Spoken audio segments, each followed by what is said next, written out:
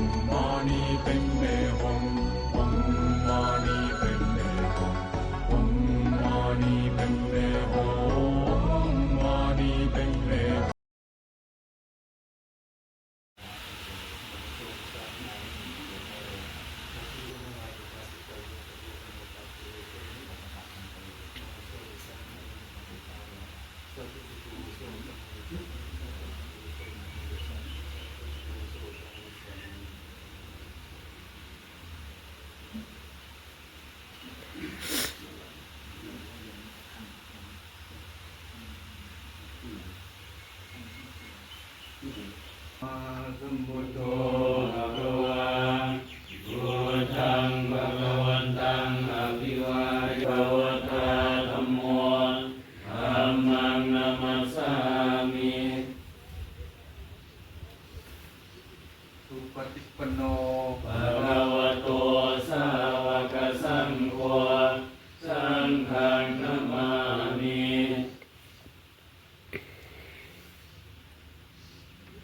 นะโมตัสสะภะคะวะโตอะระหะโตสัมมาสัมพุทธัสสะภะคะวะโตอะระหะโตอะระหะโตสัมมาสัมพุทธัสสะสอนให้เราเชื่อกฎแห่งกรรมว่า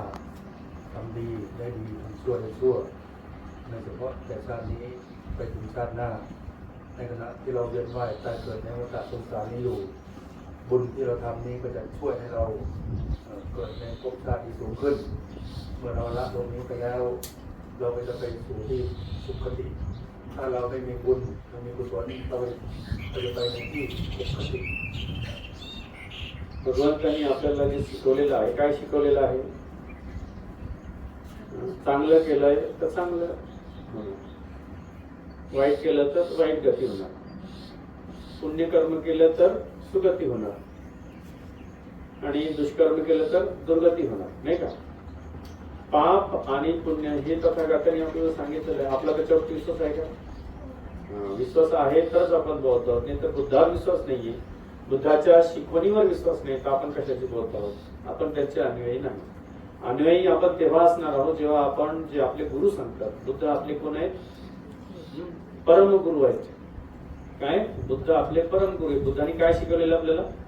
कर्म शिकवलेलं आहे कर्म सिद्धांत सांगितलं आहे आपण जर सत्कर्म केलं तर आपली सुगती होणार आपण जर दुराचाराने वागलो आपण दुर्गती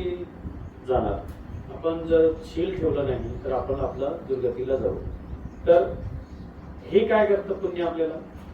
आपल्या सुगतीला सहाय्य होणार आहे का पुण्य म्हणजे सत्कर्म आहेत ना आपल्या सोबत मृत्यूनंतर काय जाणार आहे पुण्य जाणार आहे म्हणजे सत्कर्म जाणार आहे तर आपल्याला पुढचा जन्म चांगला झाला पाहिजे किंवा आपल्याला जन्म आणि मृत्यूचं हे चक्र आहे प्रत्येक समुच्चपात तथागतांनी जे धर्मोपदेश दिलेला आहे त्यासाठी आपल्याला सहाय्यक होणारे हे सगळं आपलं पुण्यकर्म आहे या पुण्याचं अर्जन होणं आहे म्हणून भिक्षूंचा आदर करणे सत्कार करणे वंदन करणे हे सुद्धा काय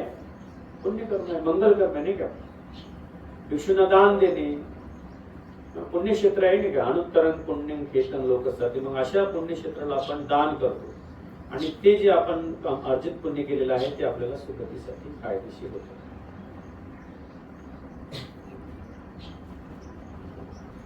พุทธเจ้าสอนให้เราบอกเราชาวพุทธอย่าได้ประมาทเราเกิดมาพบพุทธศาสนามีร่างกายครบ32นี้เราเป็นบุญแล้วบุญเก่าที่เราทำมาในอดีตต่อไปเราก็จะสร้างบุญไปเรื่อยๆตราบใดที่เรายังไม่เข้าสู่มรรคผลนิพพานบุญก็จะเป็นสิ่งที่ดีสำหรับเรายกจิตใจของเราให้สูงขึ้นตลอดไป तथागतांनी आपल्याला आणखी शिकवलेलं आणि हा धर्म दिलेला आहे आणि आपण सुद्धा आपल्या पूर्व